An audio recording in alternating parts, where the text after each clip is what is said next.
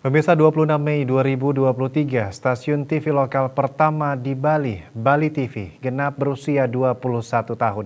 Puncak perayaan HUT ke-21 tahun Bali TV dilaksanakan 28 Mei kemarin dalam acara bertajuk Bali TV Ranada Festival bertempat di Gedung Pers Bali Ketut Nada Denpasar. Perayaan berlangsung semarak dimeriahkan penampilan band dan artis pop Bali.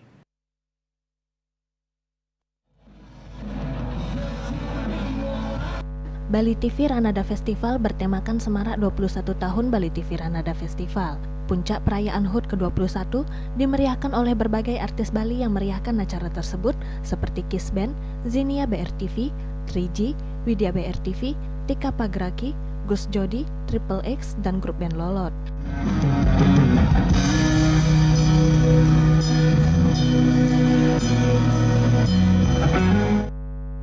Selain itu, berbagai stand UMKM dan kuliner turut memeriahkan 21 tahun Ranada Festival serangkaian HUT Bali TV ke-21 karena UMKM merupakan tulang punggung untuk membangkitkan perekonomian Indonesia yang memiliki peranan penting dalam menggerakkan perekonomian nasional.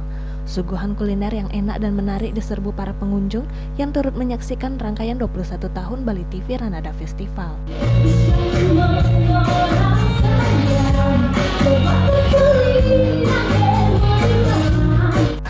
Hendra Bali TV.